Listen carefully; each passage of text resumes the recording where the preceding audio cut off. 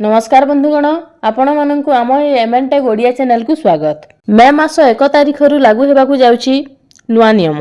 ए नै सरकारक तरफ रु जारी हैला एक बड़ घोषणा, जहाँ मध्ये आपण माने जानि रखिबा निहाती जरूरी। एलपीजी गैस ठारू आरंभ करी एटीएम संबंधी नियम एमिति कि बैंक संबंधी नियम रे हैला बड़ परिवर्तन। आसंतु आजिर एही वीडियो रे जानिबा, जहाँ कि मे मास 1 तारिख रु ए नियम रे हेबो बड़ परिवर्तन। मे 1 तारिख रु एटीएम रु टंका उठाइले देबाकू पड़िबो चार्ज। एहा द्वारा विशेष करी कैश ट्रांजैक्शन करुथिबा ग्राहक माने प्रभावित हेबे। प्रतिटी कैश ट्रांजैक्शन पई 2 टंका चार्ज देबाकू हेबो। नॉन फाइनेंशियल ट्रांजैक्शन जेपरी बैलेंस चेक करिबा, मिनी स्टेटमेंट बाहर करिबा, एटीएम पिन चेंज करिबा पई 1 टंका चार्ज देबाकू हबो। तेबे एथिपाई विशेष चिंता करिवार नहीं, कहिकिना फ्री ट्रांजैक्शन लिमिट पार करिबा परे एही चार्ज देबाकू हबो। आ गोटिए खबर हैला, बैंक रे रखिबाकू हेबो मिनिमम बैलेंस। अकाउंट रो वेराइटी मुताबक मिनिमम बैलेंस नियम अलगा रही थाए।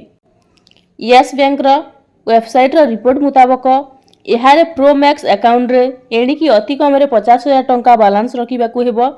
सही भली सेविंग अकाउंट प्रो प्लस रे अति कम रे 25,000 टंका बैलेंस रखिबाकू हेबो। ता नहेले ग्राहकंकु मिनिमम बैलेंस पई चार्ज देबाकू पड़िबो। सही भली साधारण सेविंग बैंक अकाउंट रे 10,000 टंका बैलेंस रखिबाकू हेबो। ता नहेले अकाउंट रु फाइन काटिबो यस बैंक। आ गोटिए खबर हैला, बढ़िबो एलपीजी दर। प्रत्येक मासर 1 तारिख रे रंधन गैस दर रे परिवर्तन होइथाय। पेट्रोलियम मार्केटिंग कंपनी प्रति मास पहिलारू रंधन और इंधन गैस दर स्थिर करिथाय। एही क्रम रे एलपीजी, सीएनजी और पीएनजी दाम स्थिर करा जाइथाय। एणु 14 केजी घरोई गैस और 19 केजी कमर्शियल गैस दर केते परिवर्तन हेबो ताहा उपरे नजर हेबो।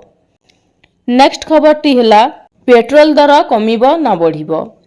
पेट्रोलियम मार्केटिंग कंपनी गुड़िक प्रत्येक मास 1 तारिख रे गैस दर सह पेट्रोल और डीजेल दर स्थिर करिथांती।